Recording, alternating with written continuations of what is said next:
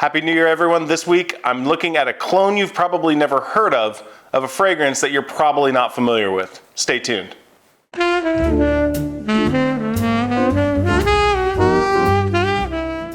right, this week I'm taking a look at a fragrance from the house of Hamidi, which is a clone house, sub-brand of Sterling, which is the parent company of Armaf. And they have a line they call, let me make sure I got this right, Shams Edition, and the fragrance itself is called Misk Fleur. And I talked about this because I got this one for Christmas from my wife. Been asking for it for a while because it was, it is a clone of a fragrance that I have a sample of, which is a Louis Vuitton fragrance.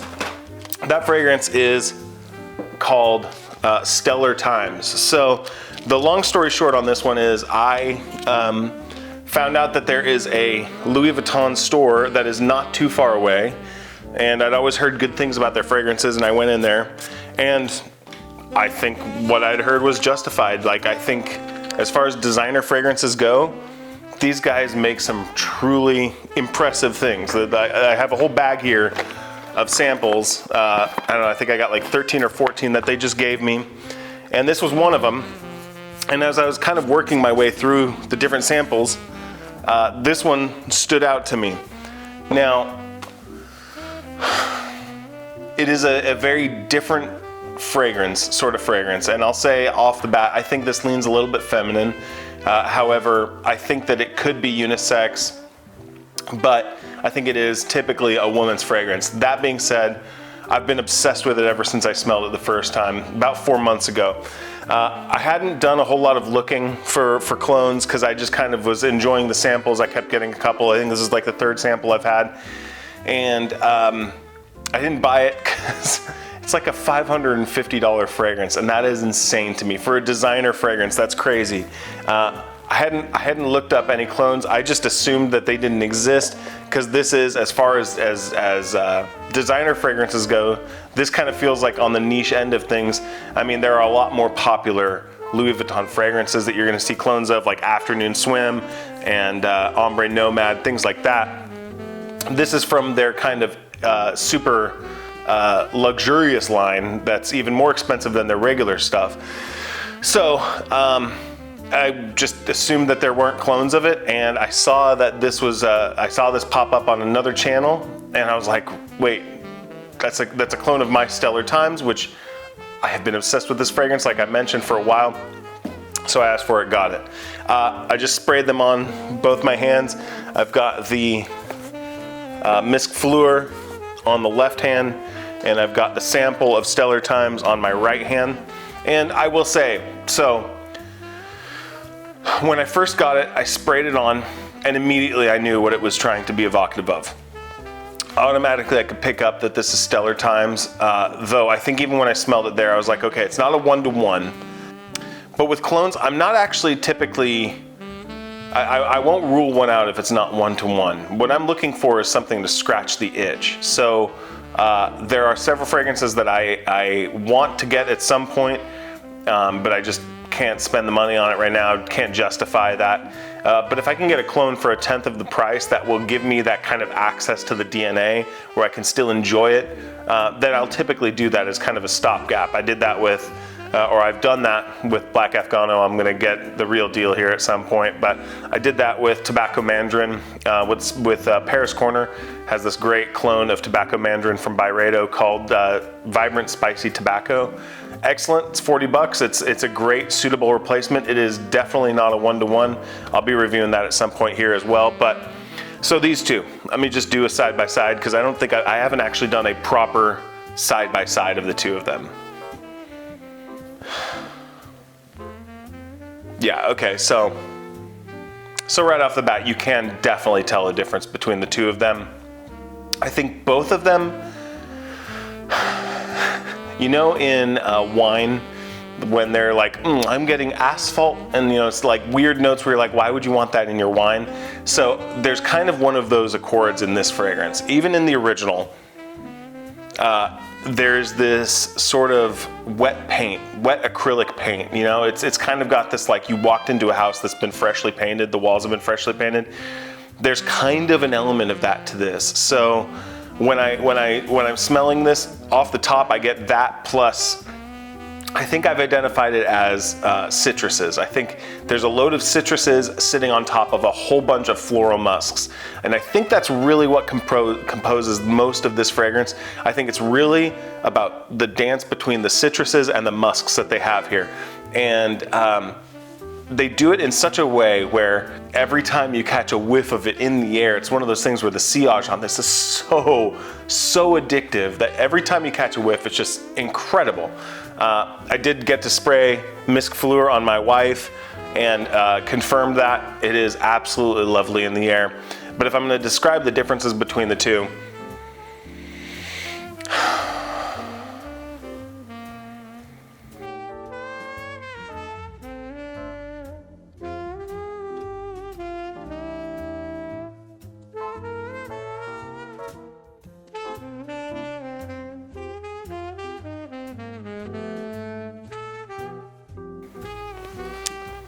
very similar. I feel like, as is often the case with a good quality clone that isn't doing a perfect one-to-one, it could almost pass as like a flanker of the original. So I think there's kind of a tartness, a sourness that is in the citruses of Stellar Times that it's not muted, but it has different proportions in the Misk Fleur. So I feel like all of the pieces are there. Everything is there. It's just in slightly different levels. So like a lot of the same smells, but different enough where you could tell. Like this one's a little bit more waxy than Stellar Times is a little bit more bright than Misk Fleur maybe. Misk Fleur might be focusing a little bit more on the florals. Stellar Times maybe focusing a little bit more on the citruses, but I could be wrong about that. I'm still kind of learning these two. Stellar Times, one of the reasons why it's been an obsession of mine is because I have such a hard time of figuring out what it is exactly that I'm smelling. Like it is just this incredible smell. I think if I had to describe a vibe for it, it would be like the female VP of sales or something like that. Strong corporate leader woman, like who's got some money because you need it for this. But when I smell it, it's one of those things where you're just like, it's confident, it's authoritative. It's kind of like, feels like maybe the feminine version of Bentley for Men, Intense, that sort of thing where you smell it and you're like, this smells like a man who's authoritative, confident, something like that. I get that impression with this. I feel like this is a woman who carries herself very seriously. But I love it still. I like wearing it myself. So I'm not gonna give a percentage of how close it is. I think that it gets the same vibe, though I don't think that it is a one-to-one. I do think it is an absolutely beautiful scent, and I'm not gonna be spending $550 on Stellar Times anytime soon. I mean, I absolutely love to have a bottle of it. Even now, even after having smelled Misk Fleur, I don't think it's a substitute for Stellar Times. I do think that it is something that gives me the vibe if I don't have a sample. And if you've never smelled Stellar Times, I think it does kind of give you something that is evocative of it. Though, I think when you smell the real deal, you will tell the difference. So it isn't a one-to-one. And part of me wonders if that might be like, I think Louis Vuitton has an in-house perfumer, but they might be getting some exclusive aroma chemicals from whatever house they might be sourcing their stuff from. So there's so many reasons why it may not be a one-to-one clone, that they just were unable to get the crafting materials, whatnot.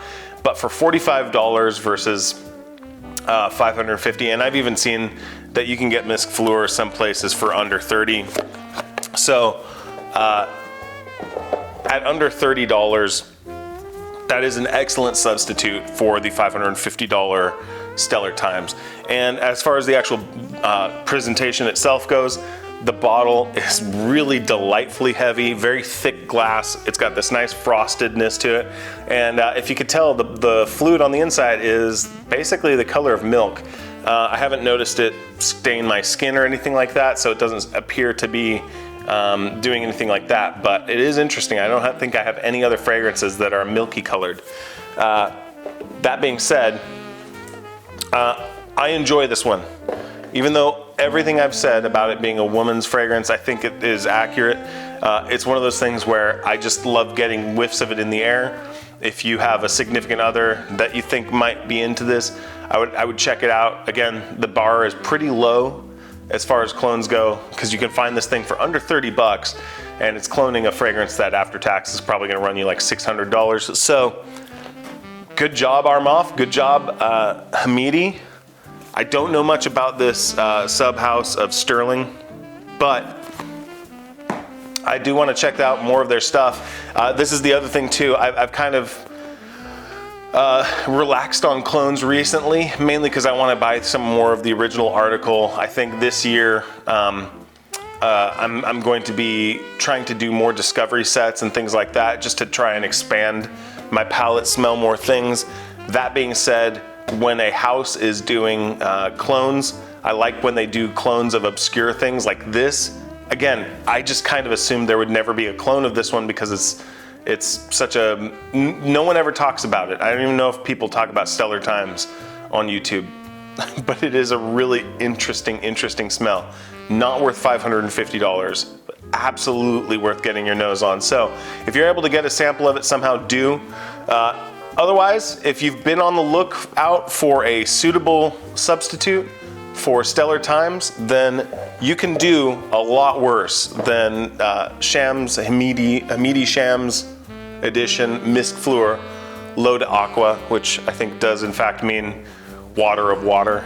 Not gonna hold anything against them. The juice is good. So, have you smelled this? Do you know what Stellar Times? Have you smelled Stellar Times before? It's one of the ones with the funny caps if you go into a Louis Vuitton store. If you've smelled it, let me know what your thoughts are. If you know what it is that I'm smelling in it, please tell me, because they don't put notes on this stuff. It just seems like it comes across as a vibe. Stellar Times, again, perfect name for the scent. Just kind of makes me think of The Great Gatsby. So, oh, it's so good. And honestly, both of them, I should have mentioned this earlier. I know I'm doing the outro right now, but both of these last a really long time. The Stellar Times is an X-straight, and that one lasts forever. In my experience, it lasts until I wash it off. 12 hours later, it's a skin scent, but you'll still catch it, smell it, it'll still warm up. The Hamidi Misk Fleur is probably going to last you more around the 5 to 6 hour range. I think that's a little bit more of what I was getting out of that one. It does kind of die down and eventually fall off. Stellar Times, on the other hand, even from the sample bottle, just grabs onto your skin and stays there forever. So between the two of them, that's okay though. For a tenth the price, it's fine with me that it doesn't have the same performance. But I want to know your thoughts if you've smelled this one. I feel like no one else, I've never heard anyone else mention this one. It immediately became an obsession of mine, and it's kind of strange to me that I feel like no one else is talking about it. So let me know what your thoughts are, and I'll talk to you next week. Bye.